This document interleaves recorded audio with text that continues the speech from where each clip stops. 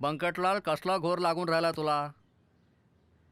दांड्यात काय खोट झाले का सांग मला. नाही तसं काही नाही आप्पा, पण एका विचित्र घटनेनं मी खूप अस्वस्थ झालोय.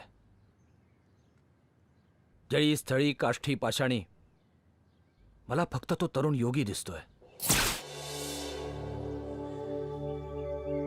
अरे कोणता तरुण, कोणता योगी?